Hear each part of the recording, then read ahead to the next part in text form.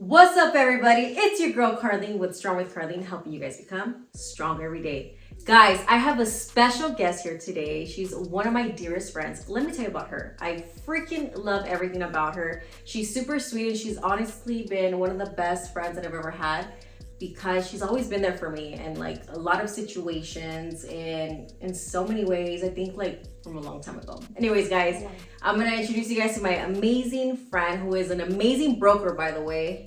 My friend Jazmin. Thank you. I'm so happy to be here and thank you for having me. This is truly an honor for me. Girl, it's an honor for me to have you here right now and just sharing with the world who you are and stuff. But anyways, guys, before we get started, I want to let you guys know that she's the owner and founder of J.Elite Realtors. And what do you guys do there? We sell real estate, we do leasing, we also do property management, and we assist in all real estate needs, truly. So if you guys are looking for a house, that's my girl. Like, you need to call her. Like, a ella la tienen que llamar. I'm gonna leave her info right like around this area so you guys can call her, okay? So Jazmin, were you nervous when I told you that I was gonna want you on my podcast? I was extremely nervous, but I have to say I was waiting. You were waiting? I wanted to be in your podcast. I hear you and I just get excited. And I think when I'm next to you, although I thought I was gonna be nervous, I feel like it just goes away. Girl, I think I'm more nervous than you. You are? I am nervous. I'm nervous to hear it, Jazmin. I can't tell. No, but I'm glad because I've been wanting to do a podcast. I've been told Mondo, I was like, babe, if I'm gonna have a podcast, I want my girl Jazmin. Like, that's why you were the second person. I was like, I need to have Jazmin. Really? Yes. That's why I was like, okay, my brothers, because I'm gonna have my brothers coming up soon. But I was like, I want Jazmin to be on here. So that's why I was like, dude, I need to have her. Tengo que tener a mi amiga aquí. So before you got here, what happened to you, girlfriend? Oh my God. What's your little story? This is how I know Jesus works in mysterious ways. But I know also that the enemy tries to fight even harder, Jazmin.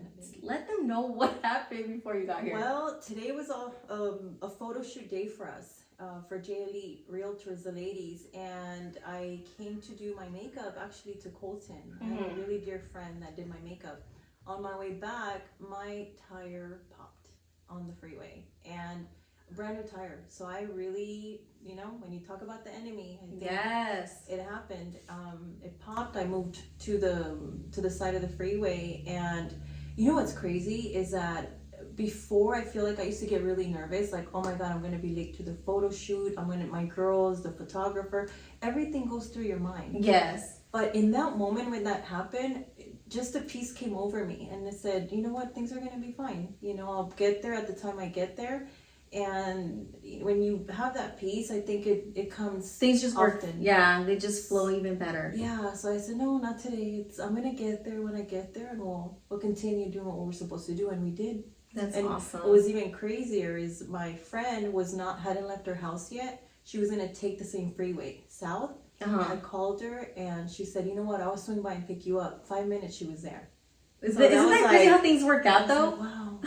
Yeah. Isn't it crazy how God always has your back? Because we talk about how the enemy works, right? We talk about how sometimes when like for today's is a very special day because today you're supposed to do your photo shoot. You're supposed to have this amazing podcast, with me. And sometimes when you're about to talk about God or God needs to put you somewhere, the enemy gets mad and he tries to destroy you, tries to bring your energy down. And you were like, no, man, like, God, I know you got it. I'm good. And he's got a backup plan all the time. All the time. So why am I worried? So yeah, it was pretty crazy. Yeah. So yeah, I'm so glad that you're here and you're safe. Guys, I'm going to show you guys the picture of the tire on here so you guys know exactly what the tire looked like. When she said to me, I was like, oh my God, like, I'm glad you're okay because that was crazy. And I'm like, at first when she told me, I was like, a lo mejor tenía las llantas peladas, right? And I checked, no, girlfriend, they were brand new tires. I was like, brand new tires. No. But I'm so glad that you're here, Jazmin. Thank you. I'm so glad. You're safe. I would have cried. You would have. I would have, but like, dude, I'm sorry. Like, when things happen at times, and but that's why we have to really not panic and not feel the fear or the scare or the nothing, and just understand it's gonna be okay. Yes. The plans are gonna keep going, and if you have to make adjustments, it'll happen. But I think when God truly knows your heart or where you want to be, he's gonna send you the backup plans. And he does. Back in the days, same thing. I used to get anxiety. I used to worry. I think ever since my my brother Gary passed away, I've always had anxiety when I drive. Well, every time I'm driving in the rain or it's cold, because that's how he passed away. For me, it's like a little bit of anxiety, so I'm very nervous. And when I was dealing with the breast implants and like the brain tumor, I had so much anxiety on a daily basis. So recently I was like, God, I know you've handled everything. There's nothing for me to worry about. I know you got it. I know you got it. I'm good and I'm going to be okay. And whatever happens, God, and then you take me, I'm supposed to go with you. So there's another sense of peace, you know? Right. So now I'm like, you know what? It is what it is. I'm here. I'm good. Like God take over the wheel, and he does it all the time. And I think that's the best part, where we can just calm ourselves down, just knowing, because remember, anxiety, fear does not come from God. It does not come from him. So when you challenge that, you're like, you know what, you're right, Jesus, like that's not from you, so I don't need it. And you know what I do? I always rebuke it in the name of Jesus. I rebuke in the name of Jesus this fear, this anxiety. Get out. You don't belong here. Get out. Yeah. And you gotta do it, man. It does. And I'm like, all right, let me put my church music back on. Let me put on my Christian R&B, and I'm like bumping it and stuff. But it's crazy. But I honestly agree with you. For sure. So Jazmin, I wanted to ask a couple questions. And you know, we all have goals in life. We all have beautiful stories. We all have beautiful journeys. I want to know, because I'm pretty sure a lot of people don't know this about you, because you know, a lot of people think that when you have a goal or you have a dream, that it's not possible because of their situation in life, right? And for me, your story is very inspiring, because you weren't born here. I was not. And you are a broker. You have your own business, you know? I think for me, when I heard your story, I was like, dude, that's pretty badass. Esta mujer sí es una mujer emprendedora. Like, she's an amazing woman. Like, you didn't let anything hold you back. You didn't let any obstacle, you didn't let where you came from hold you back. You didn't let nothing block you from what you wanted to do in life. Right. And so tell me a little bit more about your story, and how old were you when you got here? Porque no tenía papeles. No tenía papeles, me vine de paisa. And surprisingly, some of my friends today, I speak Spanish, and they're so surprised. They're like, you speak Spanish? I'm like, yeah, I do. You should have seen her when she was a abuelita. Oh, yeah. I'm like, oh, girl, you white? Right? Well, I did come here when I was only 8 years old.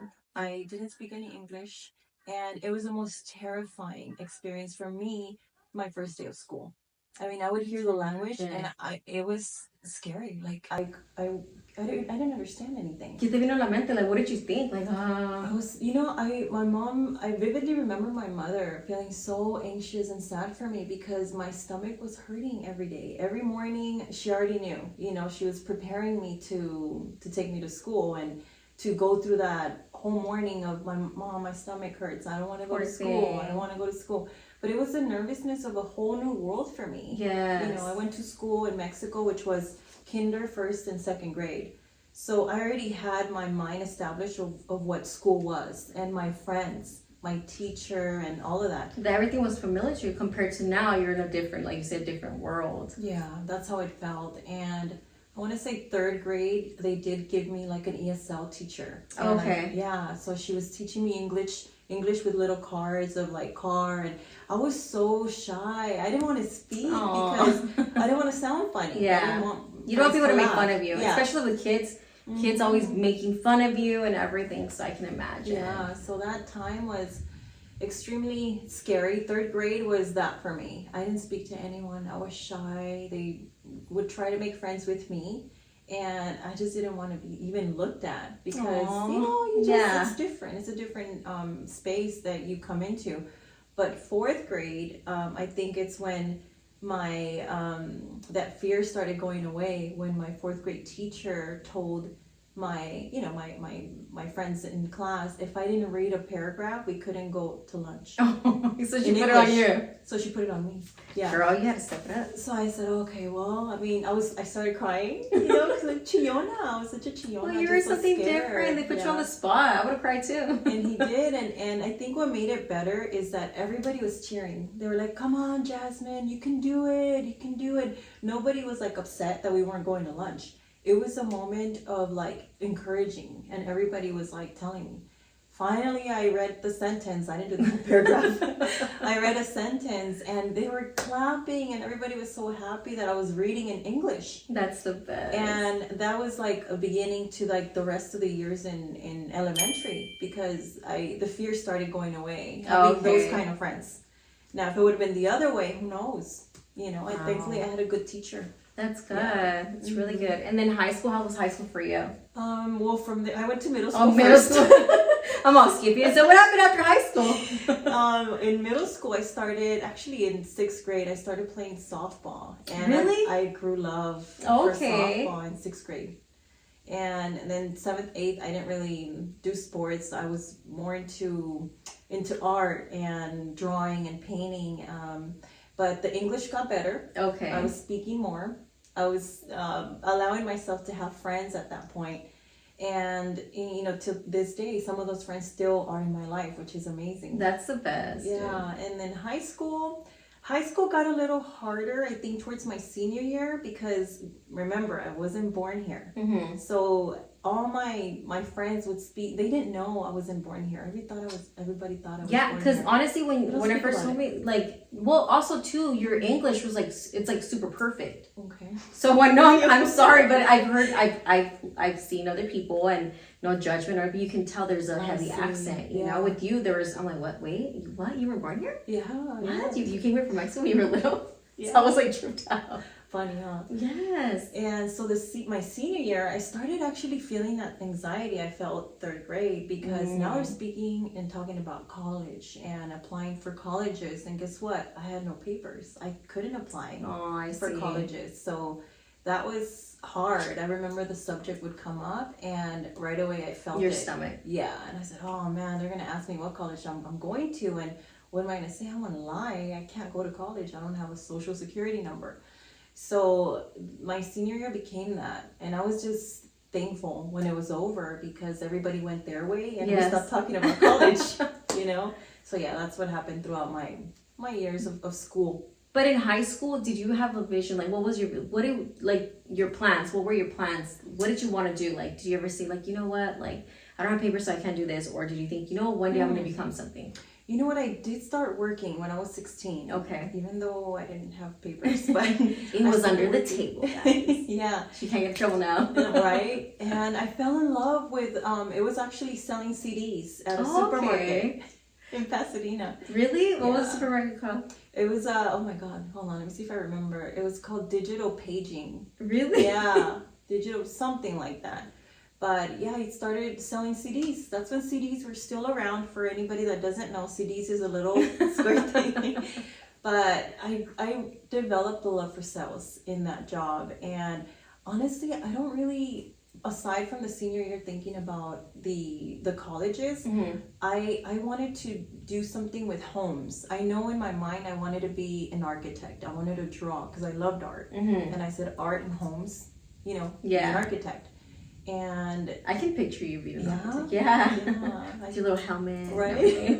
With the plans, with your suit. Yeah, I can definitely picture you.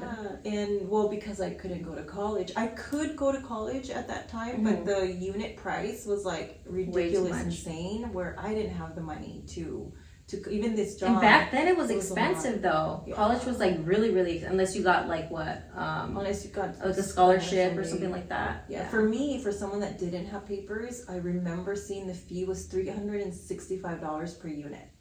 So it was money that we really didn't have.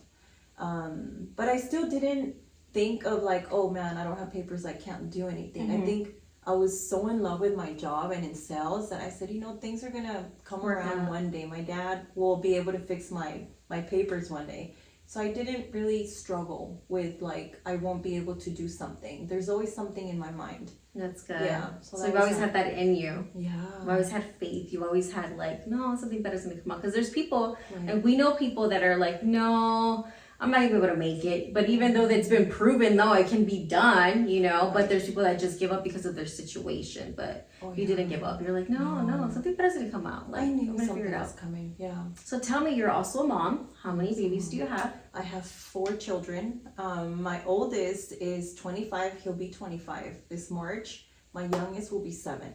So there's 2 in between. Wow. 3 boys and 1 girl. 3 boys. And your oldest, he's in the Air Force. Air Force. He's an Air Force mom, guys. Yeah, Air Force mom. That's and married to an amazing girl who I love. I know, I've seen the picture. She's really beautiful, by the way. And your son, I can't believe, like, ever since I met you and I known you, like, wow, he's grown so much. Now he's a man. He's a man. He's a man, girlfriend. And I see Jacob's pictures too. I'm like, dude, he's a man. Like, my son's becoming a little man, you know? Right. He's going to be 17 this year. It's a different feeling. Definitely a proud one, though. Yeah. Because, you know, like, damn, that's part of me. And That's your part son of us. looks like a really good kid, too. The fact that he's in the Air Force and is he married now? He's married now. He's married too, right? Yeah. I forgot about that. He's married. And And then I want grandkids, and Already? they're just not ready. They're not ready. I am.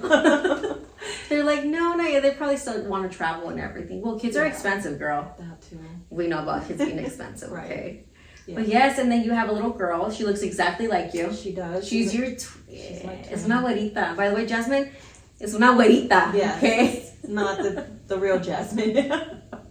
And then your 2 boys, I always confuse them because they look so much alike. They think they're twins. But But they're little. 3 years One of apart. them's little, right? Yeah. ¿Cómo se llama más chiquito? Noah tiene 7. Donnie is actually Elijah. We call him Donnie for his middle name. He is 9. Layla is 12. And then my oldest. She's already 5. 12? She's 12. She'll be a teenager soon. So yeah. We'll be praying for your kids, you know. And then they just one of them or both of them got baptized already.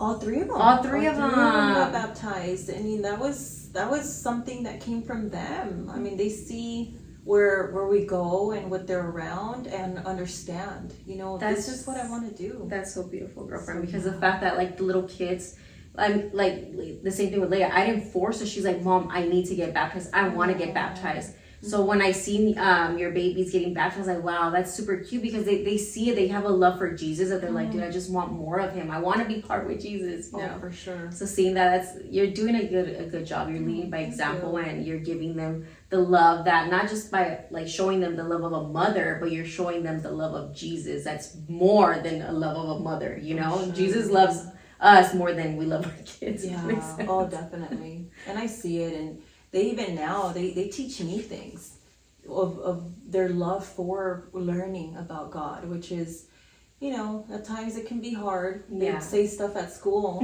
and I'll share more on that later, but you know, the school system is they don't really welcome that kind of talk in school grounds.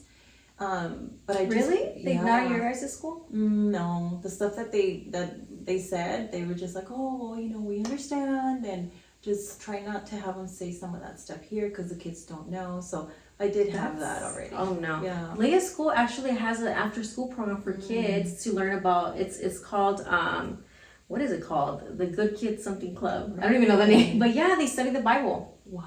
Yes, Okay. girl. Like so, Leah, she goes, Mom, I gotta. She loves school. She goes every Tuesday, and they teach them about the Bible. They read like little Bible verses, and they tell them about some stories about the Bible. Like it's pretty cool. Wow. And so she goes every Tuesday, and they stay after school. So yeah, they stay after school, and I pick them up later on. And surprising when she first signed up for it, it's called the Good News Club. There you go. So they praise and they do everything there. So it's pretty cool. That's why when I saw it, I was like, you want to go? She's like, yeah, Mom. So it's at their school. At the regular school. At a regular school. And so when I saw that, I was like, that is awesome. Like the fact that they're not against it. But I can see some schools, maybe the different districts that they're, you know, that's sad though. But even then, you know, I think these little ones become more bold.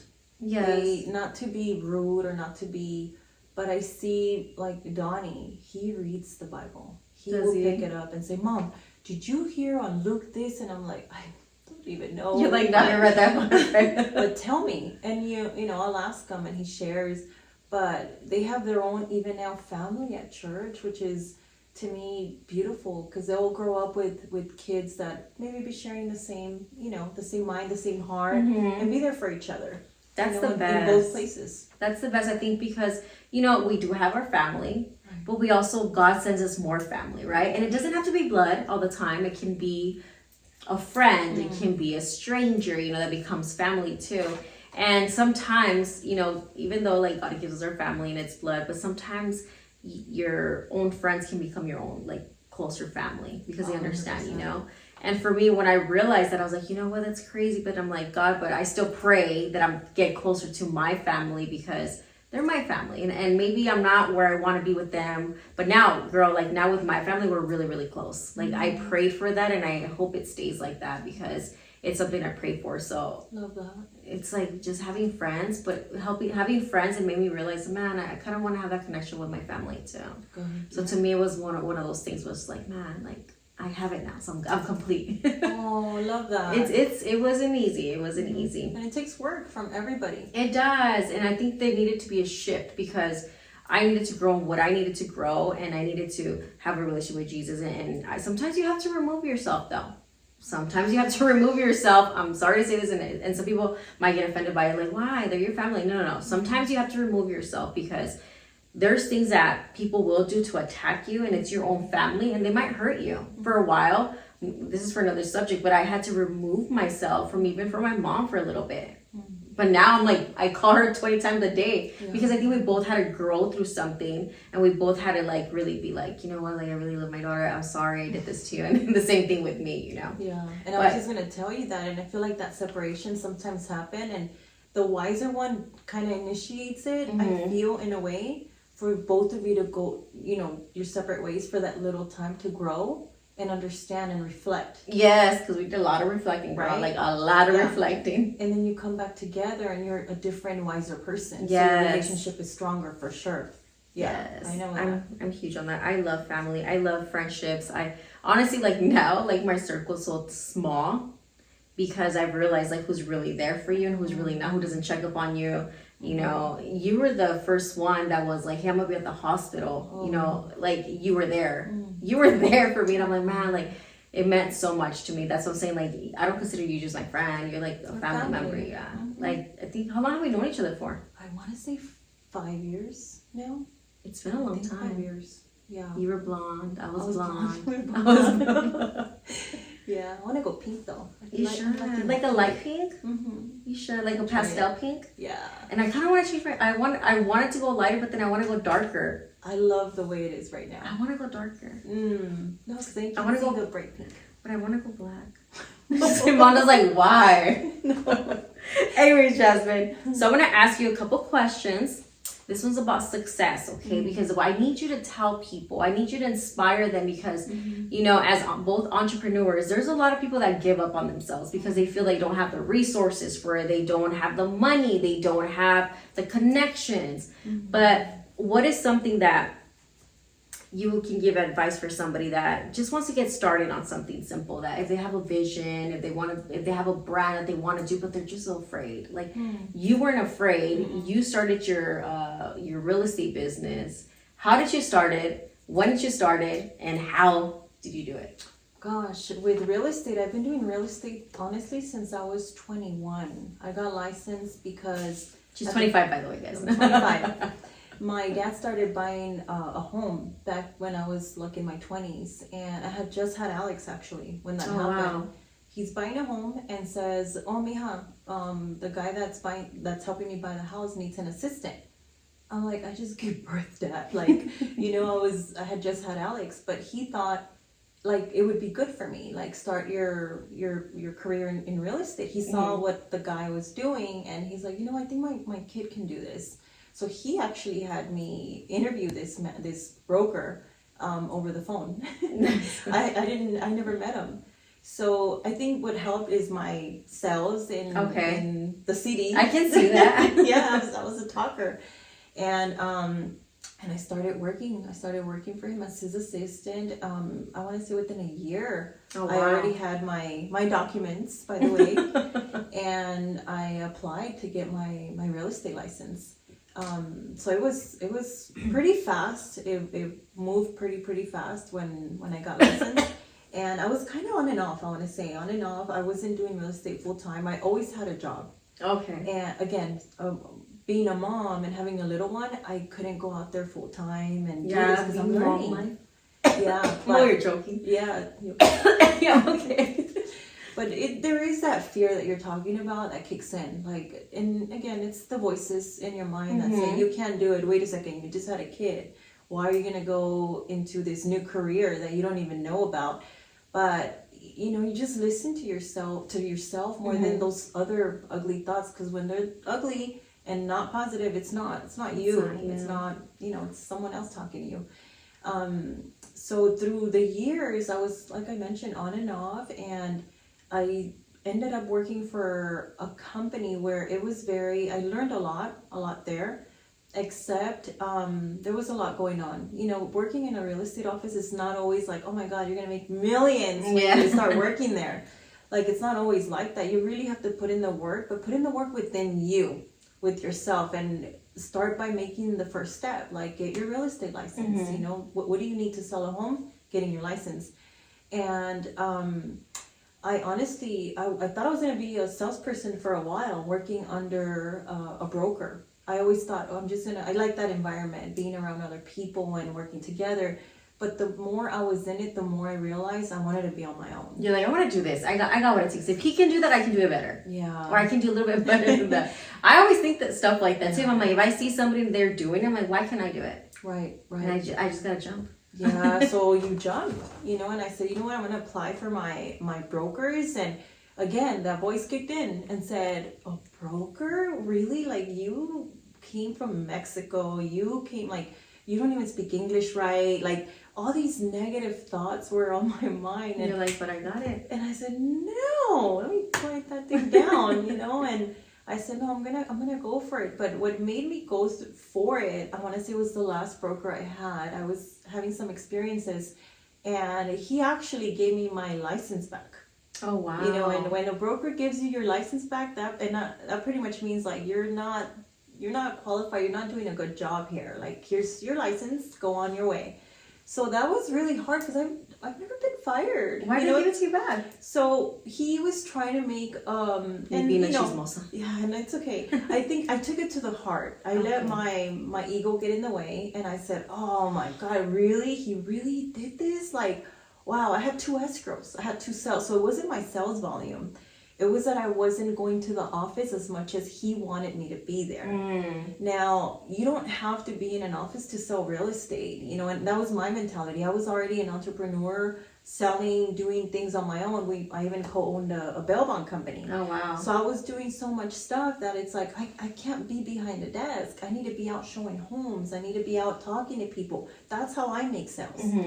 And for some reason, he didn't like it. And I want to say the second he gave me my license back, that's when I got enrolled in my courses to the brokers. Well, it was a God's way saying, like, you're ready, it's time, you gotta do it on your own. Yeah. So he did you a favor. Yeah, he did. He didn't fire you, he did you a favor. He elevated you, and he was like, all right. And sometimes God works that way. God is funny how he does things. Sometimes we're like, wait, I wasn't ready. God's like, no, but you are. That's why you got to do this on your own now. For sure. I felt that. I'm not ready to be a broker. And you just have to, when you're put in that situation of you're ready, you have to step into it. You just got to trust. And do it. So that's what happened. Then I became a broker. And here you are. Took me 3 times. But hey, that was hard itself. It's not an easy test. Well, it's not. I can imagine, but you studied it, you did it, you conquered it, and now you're here. And I kept going. It was hard. It's hard if we make it hard, right? Right. But if you think about it, think about it. Yeah, it's hard. It's gonna take time, but everything that's really worth it at the end is gonna be hard, and that's the point of it. Because if it was easy, then everybody would do it, and nobody would appreciate it. Nobody would be able to conquer it, right? Right about that. I always think about stuff like, if it's hard, then it's worth it. If it's hard to understand it, because it's worth it, it's gonna take time. I love that. Because you don't want something easy. It's not a challenge. It's not a challenge. And we, as entrepreneurs, we like those challenges. We do. Nos gusta la mala vida. Yeah. No es la mala vida, but it's because this is like, as entrepreneurs, we take those risks because a lot of people are not willing to take those risks. We're willing to take those risks, and then when we conquer them, we're like, damn. And then people wonder, like, how did they do it? Well, we took that risk. You were afraid. You didn't take the risk. And you see, like, you weren't afraid to do it. You said, I'm going to do it. And even though it was hard, and you got it done. And within that time, that's when I had Noah. So when I was studying, I literally had my son, my newborn baby with my book here. And it's like, if I can say this, I'm breastfeeding. I was breastfeeding Noah, and I have my book, and I'm like trying to highlight, And I'm like, no, I'm gonna get it done. I'm gonna study and it's gonna happen. And you did. And that's when you just can't let things like back you up, because when you let that happen, it's like, okay, you're gonna stay stagnant and stay still.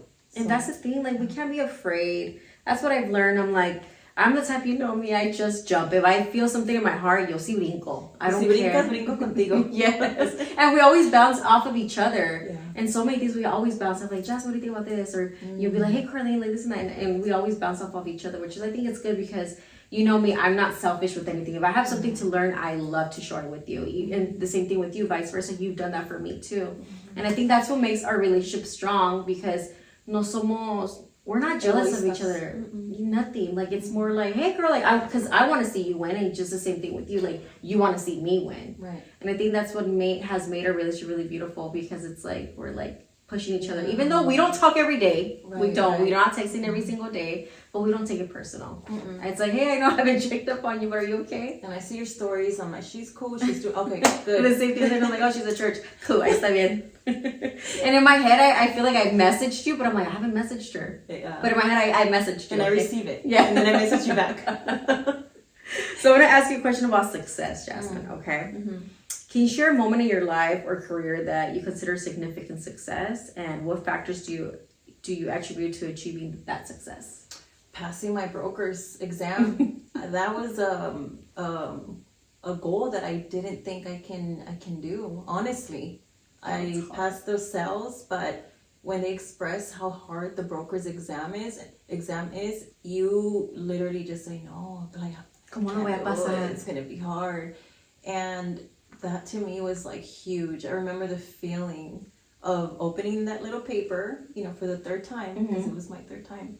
And I said, I felt it. I felt I passed. It was so weird. Like, there was a confirmation. There was peace. There was going into the exam room. I was not nervous. I was not scared. I said, si esto va a ser hoy, it's going to happen. Yeah. And I walked out and I swear I saw so many things in my mind, visions, like an office and, a all-girl real estate team. And it's like, everything just started. Why am I like getting all teary? I'm like, oh. But I did. Like, it was visions that started coming in. And it's like my heart was there the whole time, but now it was pouring out. Oh, that's the best. And I saw it when that happened. So that, to me, was like a huge success moment. I can see that. How do you define success personally, and has that definition evolved over time?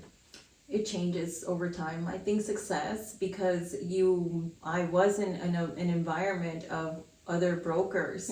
Success, it means a lot of money, nice cars, beautiful homes, and I think that just comes with time. You don't need to define that as success. Correct. Success, truly, for me now, is how many people's lives you touch, how many hearts you help, how many little sparks of fire you ignite in what you're saying to them. That's success. How many people you help, not what you have or what you acquire. I don't think that's success. And I think, you know what, and I agree with you on that one, because me and Mondo were actually talking about that, because I'm like, man, it's so crazy. You see a lot of people that have the money, they flaunt it, but at the end of the day, like, okay, that's cool, that's awesome. There's nothing wrong with living a luxurious lifestyle, because I like nice things, you like nice things, sure. But at the same time, it's like, what do you do to help people? Like, it's cool to have those things, but that, honestly, that doesn't even belong to you. Whatever you make, everything belongs to God. Right. So it doesn't matter, but it's what you do with the money. For example, like, for us, we love to help people.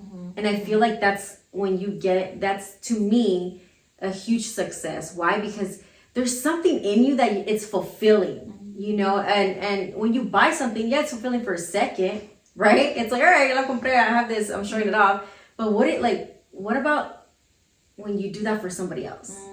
For sure. How does that person feel? Like, I don't know, for me, it's huge. Like, a mí me gusta ayudar a la gente. And that's one thing that I made a promise to God, actually, a long time ago. And when I did a Stronger Everyday drive, it was at, where was it at? Skid Row. I have no money or nothing. Yeah. I said, God, I'm tired. I don't have money, but I promise you, like, if you make me successful, I just want to help people along the way. That's what I want. I just want to be of service. Like, what can I do? And that's always been in my head. Like, I made that promise to him. So we've helped people behind you know, nobody knows a lot of stuff that we do. And I told Mondo, I was like, that's what I want us to focus on. I want us to have the nice things, because God never said you can't have nice things. He said, I want you guys to have the nice things. Just don't worship them. Right. Make sure you worship me, but you help people along the way.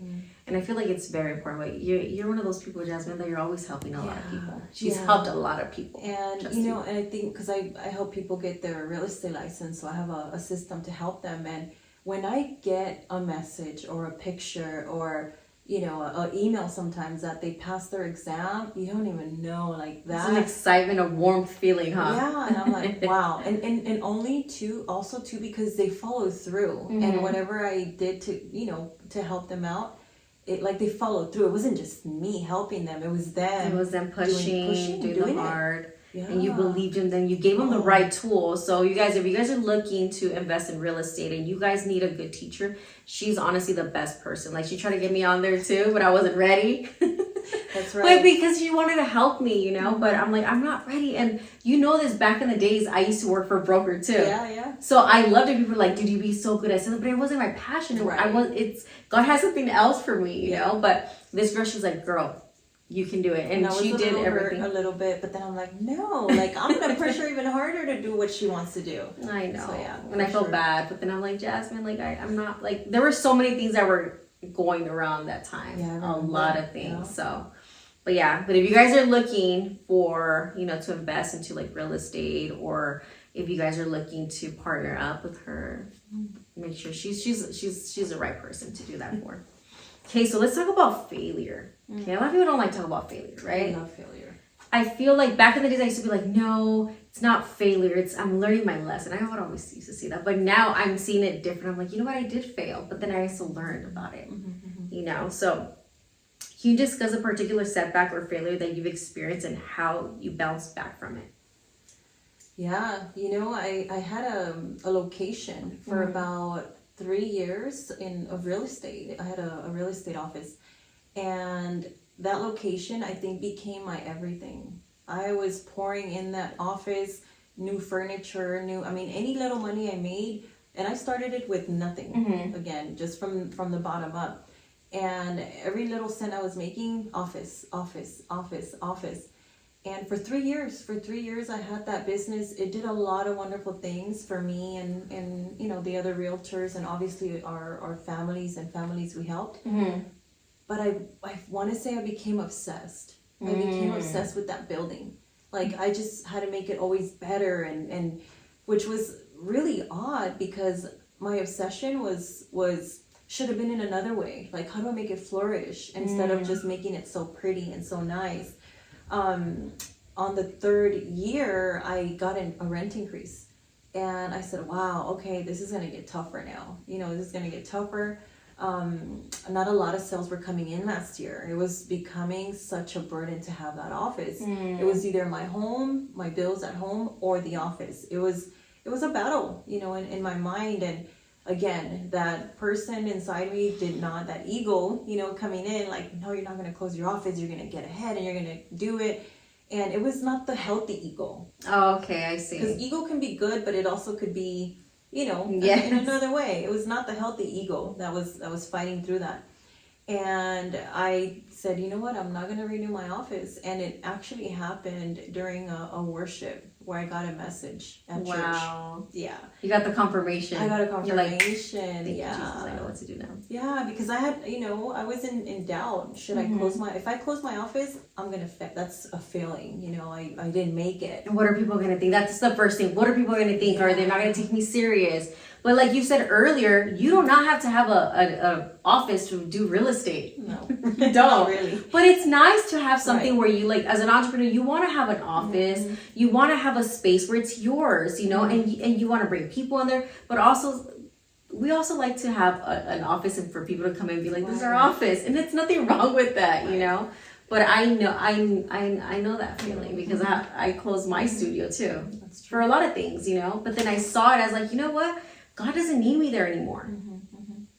There's something better, or maybe He just needs to take away that burden from me because it was for you. It was becoming too much. It got really hard. It's like, man, I can't do this because I have to pay this extra rent. Plus, I gotta take care of my kids because you're a single mom now, right? Right. Yeah, so it's hard. Right. So I see it as a blessing. I see it as God was taking care of you, and He's like, you don't need that stress.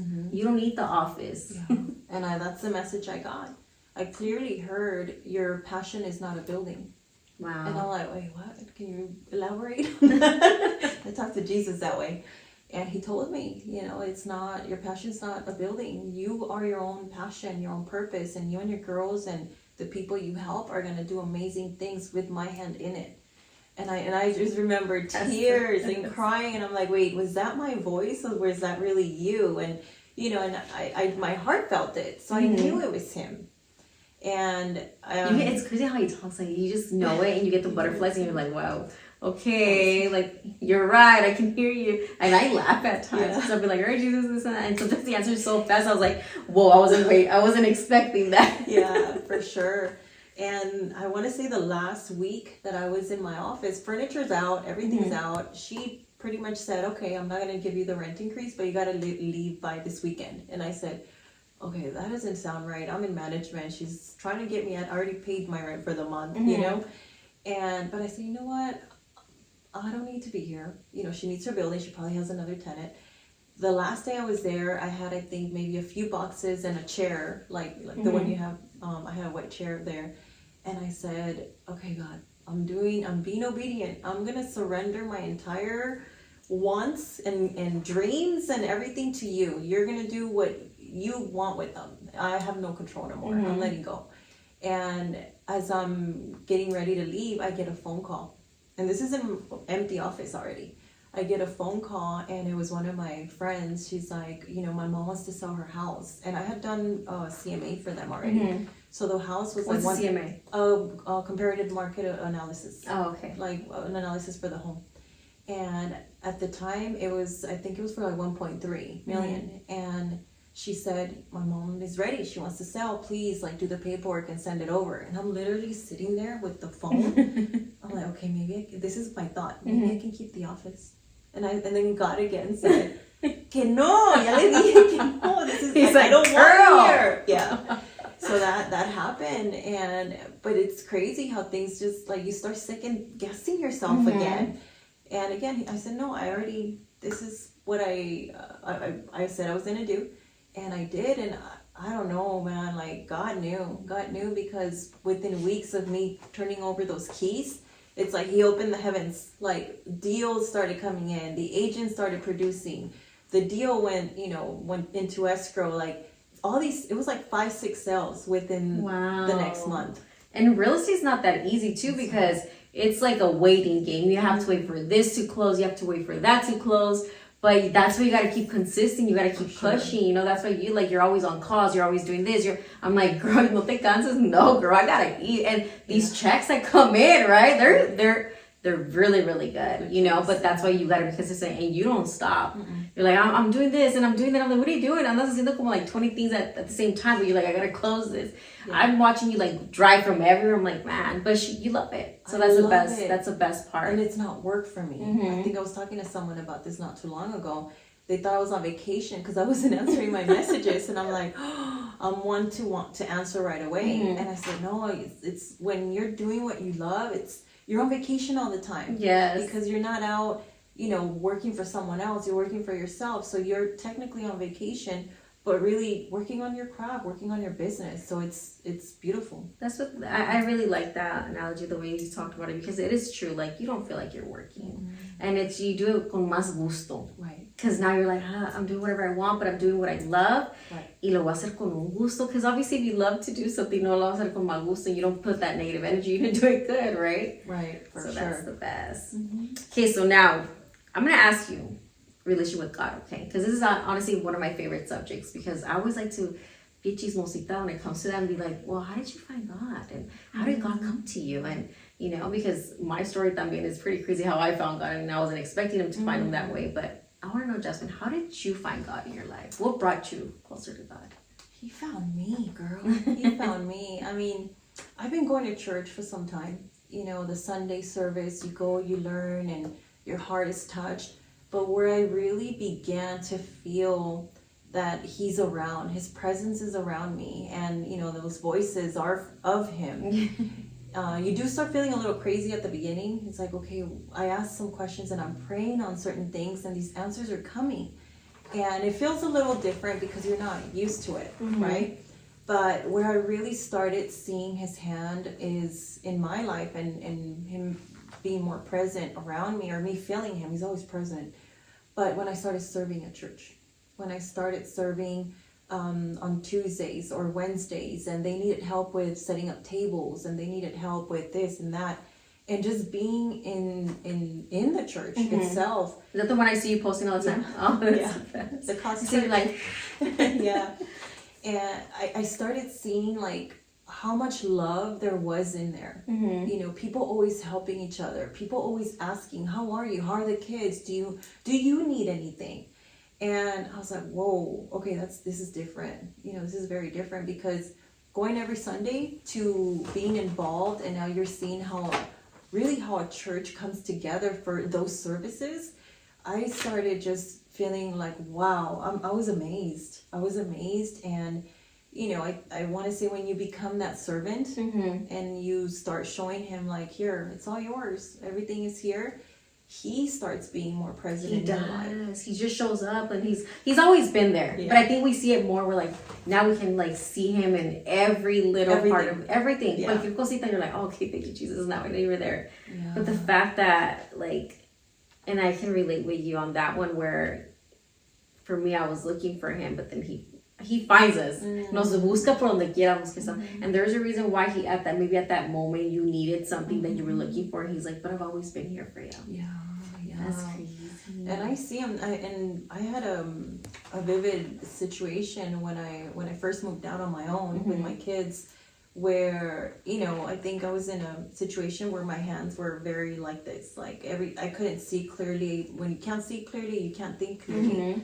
And I remember going into our new place, and it was Noah and I. He was 2 years old, and the one where you're at right now.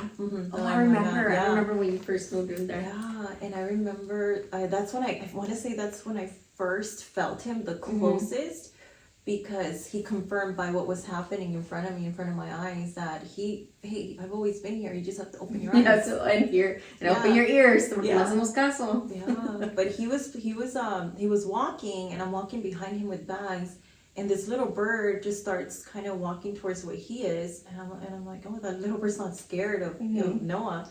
Noah starts running behind it, and the little bird starts running, like going up some stairs.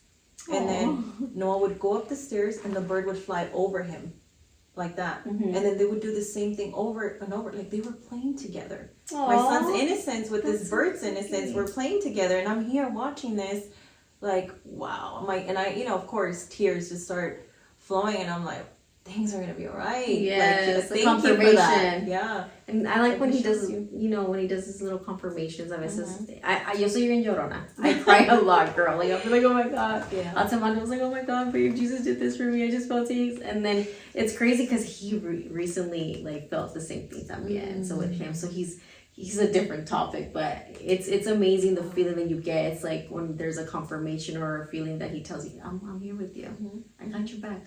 Yeah. You know? And then you want everybody to feel it. You want everyone to feel it. So that's when, for me, girl, I talk about God every single day. I don't care what anybody judges me or says, oh my gosh, I nomás hablando de God todo el día. I'm like, okay, girlfriend, if you had a relationship with him too, like you would be proud of him and you would just want to flaunt, just like you flaunt that guy that doesn't do nothing good for you. Yeah. You know what I mean? Yeah. I'm like, no, girl, like I'm going to speak about him because he really changed my life. And I always tell people, I don't say things just to say things. I really do mean them, because I'm like, when I talk to you guys about God, or the way I express about it, because they used to make fun of me. They used to be like, oh, look, that's a little church girl. Oh, look, she's talking about God now. Even my own friends. And I just laugh because I'm just like, for me, thank you. Like, it makes me happy. I laugh in a happy way, not in a malicious way. I laugh because I'm like, thanks that you acknowledge that I love Jesus. Like, then I'm doing something right. Like, thank you. You know, thank you for letting me know that you know that I love Jesus. So for me, I'm like, I don't want to hide that or anything like that, but same, girl, same. It's the best. And you've actually like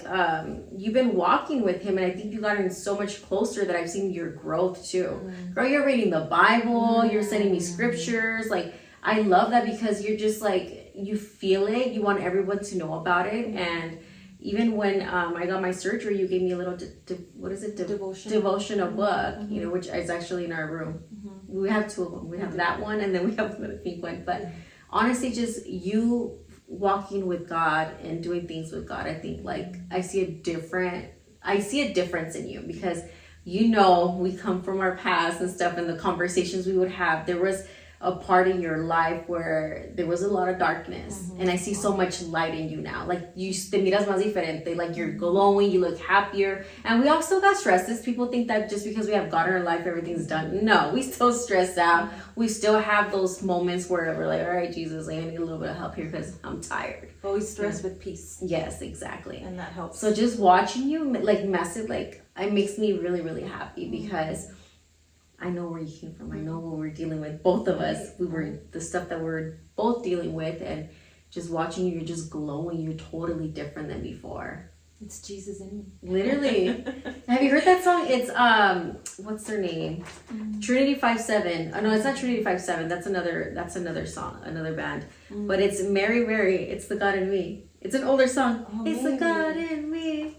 No, it's like an old song, but I used to play that one back in the days before I got baptized. Really? This was like what? Like I want to say I got baptized in 2011. Wow. Okay. It's been a long time, girl. You know, when I got baptized, I had veils. I used to wear veils. Yeah.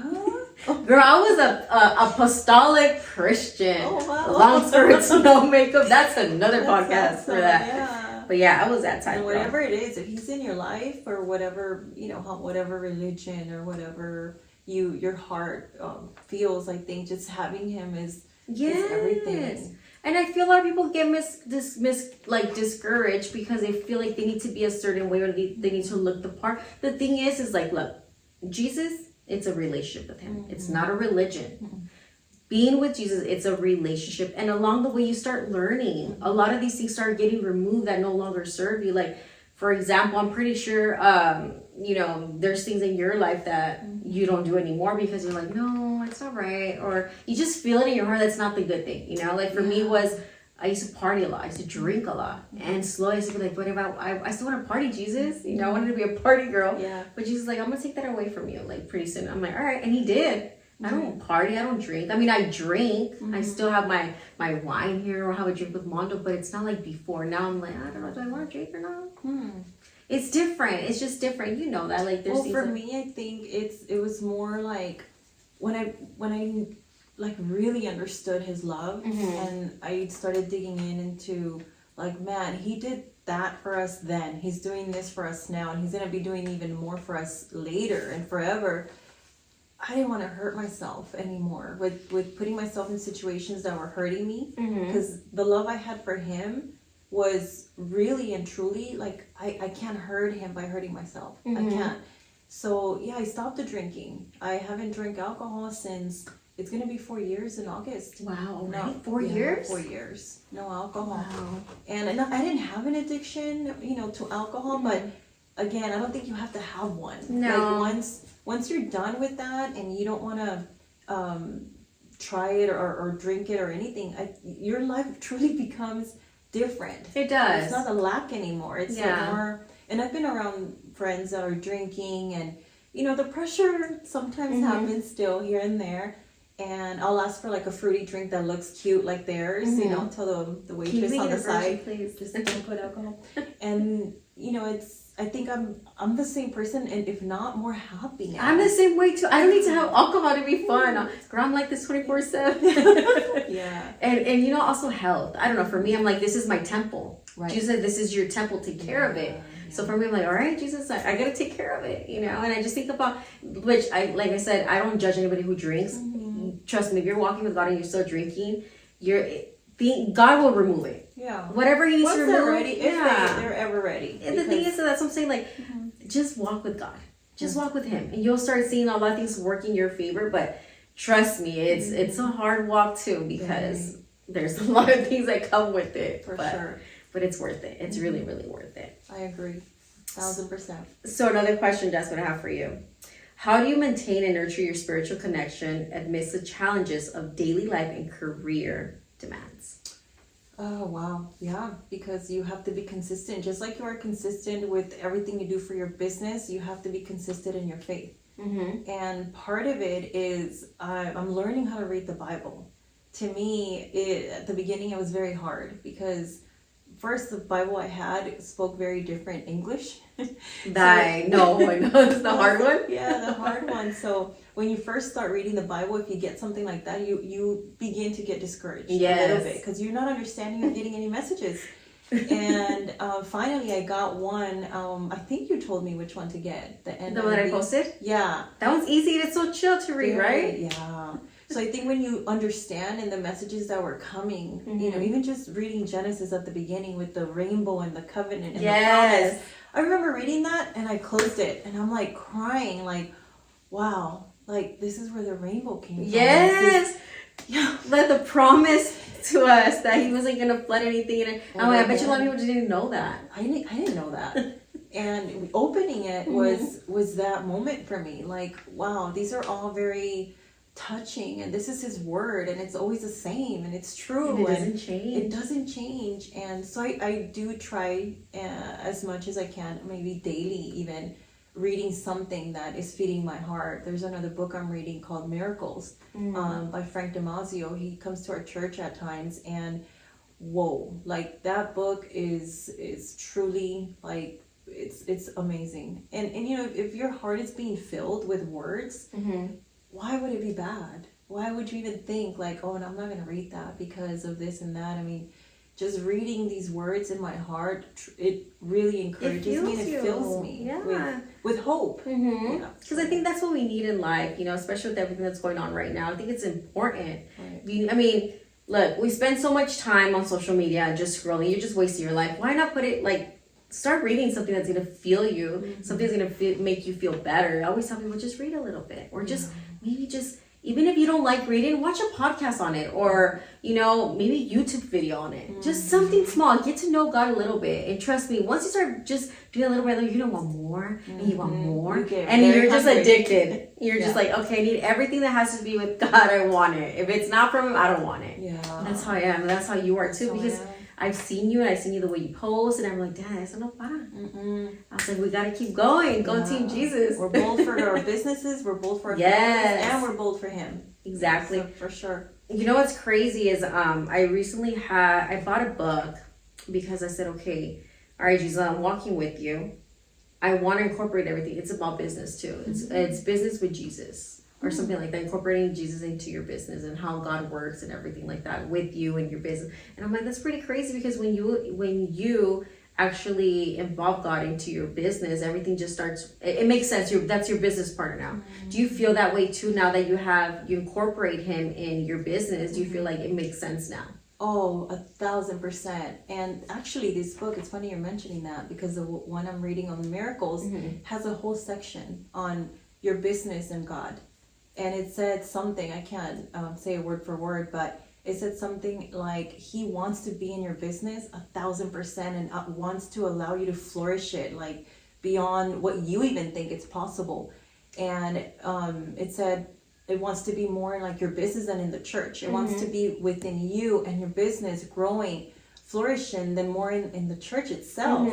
And I thought that was like, oh wow, because he'll reach more people. Yes. You know, sharing your love for him and really putting it all on him. Like, your business is doing well because of him. And also because he gave you the vision for it. Oh, for sure. Hello, I tell people, like, he gave you the vision. He's the one that put it in your head to say, hey, I need you to start this. Of course he wants to be involved. He's like, dude, I gave you the vision. I want to be part of it too. I want to grow with you, because I want to grow because I have a purpose for you. And that's the thing, like, he gave us the vision, so why not incorporate the visionary who gave it to us, who has our plan for us? There's a reason why he gave it to you. Right. So when you incorporate him, it's like, dude, I'm like, okay, I have the roadmap. It's like you get the map, but you don't get the directions. That's how I see it. If you don't incorporate God in your life, in your business, you really just have the address, but you don't know how to get there. But if you add God in there, he's your GPS. Yeah, and he's a driver. He's a driver. He's the one like, okay, go this way, and you're just, his wingman. Like, you're doing what he says. So, for sure. But I'm glad that you told that story, and I'm glad that you're actually incorporating him in everything that you do, because everything just flows. Like you said, you don't want to close your office. You don't want to close it. He's like, dude, I got you. Don't worry. Close it. Trust me. Like, we're gonna make things work and just have faith. Do you have faith in me, Jazmin? And you're like, I do, but I'm kind of sad. It's like no different like that little story with the little girl with the teddy bear. Where you sent me that. Yeah, I sent you that one where it's like she's holding a little teddy bear and then he's like, but do you trust me? And he has a big old teddy bear in the back, right? And sometimes we gotta let go of that little teddy bear because he has something bigger for us. So that's what happened with that's you, what's happening. Yes. Okay, Jazmin. So what advice would you give someone who is struggling to find their passion or purpose in life? Just work on yourself. Honestly, I think start there. Work on finding yourself, because I think when you start anything, if you don't know who you are, you're not gonna have direction. You're not gonna know like, well, what is Jazmin like, or what is Carlene like? Who are you first, and what makes you happy? What brings you joy?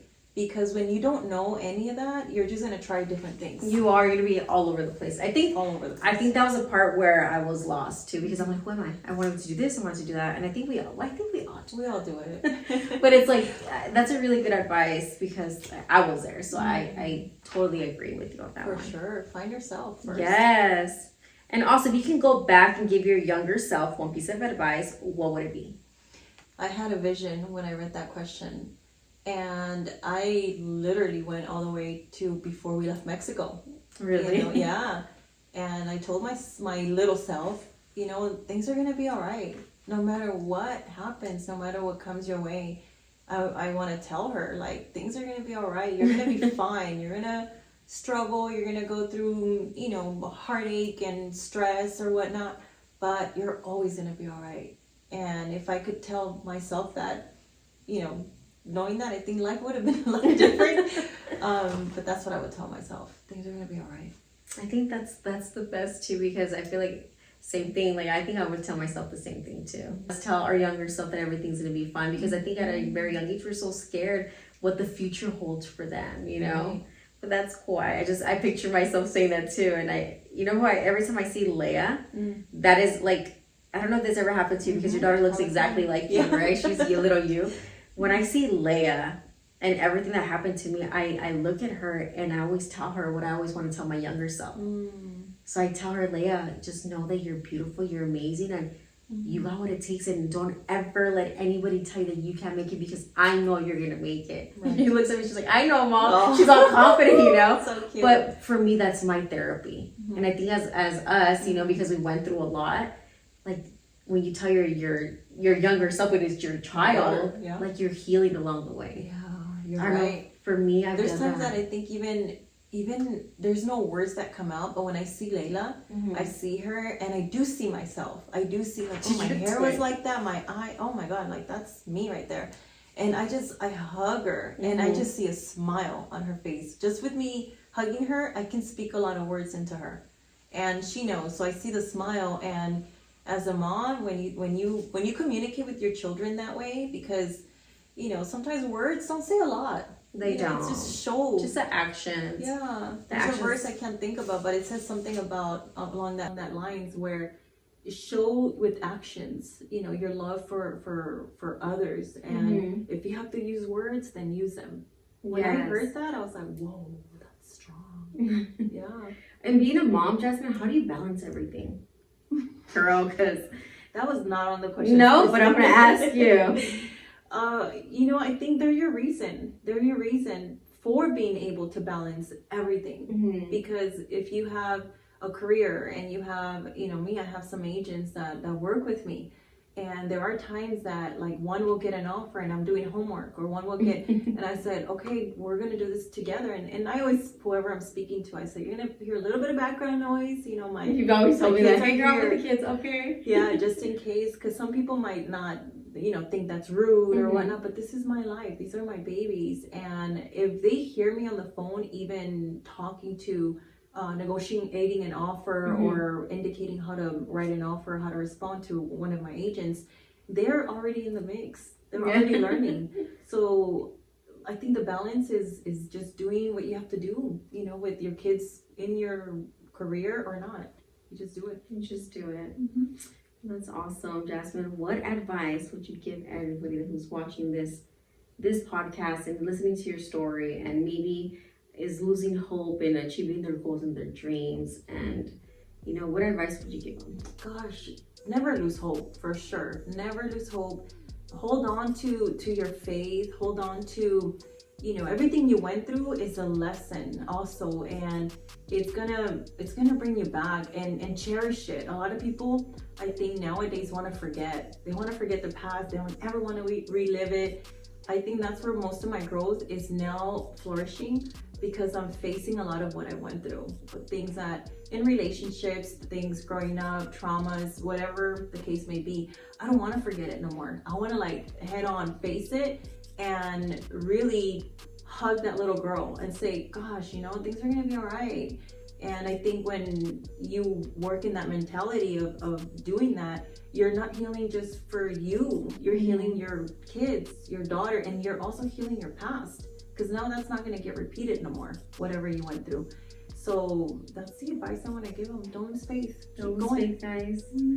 Well, thank you, Jazmin, for coming in, and thank you for being on this amazing podcast. And you really show that you are strong. You are a strong, confident woman. So you're definitely strong-fident. And I just want to say thank you so much for coming through and sharing your story with us. Thank you so much for having me. You're very welcome. All right, guys, don't forget that you guys are amazing and you guys got what it takes.